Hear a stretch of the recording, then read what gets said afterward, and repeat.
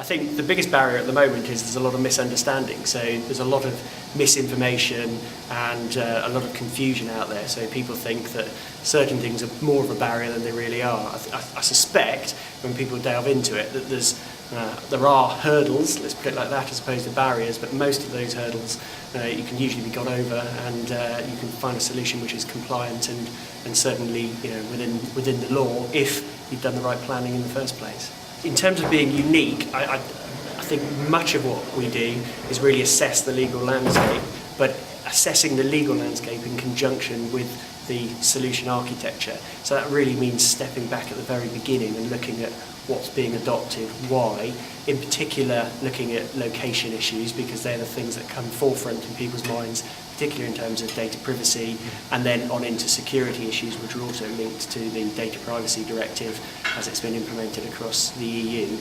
In addition to those sort of location issues, we also spend a lot of time looking at exactly who's involved in the services stack, because those touch points from different providers can be key, because whilst an entity can have a contract or a relationship with one provider, more often than not they're relying on other providers down further in the stack, and then you've got to look at the consequences of, one, how that movement of data continues further down the service stack, but secondly, the issue of accountability and responsibility, and just in the worst case scenario, if something should go wrong, what are you going to do about it, and is there a contractual remedy or a legal compliance issue at the heart of it? So I think it's absolutely invaluable. I've come to a number of cloud circles, I've participated in them as well as simply attended, and I think it's really good, because if I hear people making assertions or blanket statements which I consider are wrong, I often can go and pick them out and talk to them and put them right, or help talk about some of those issues.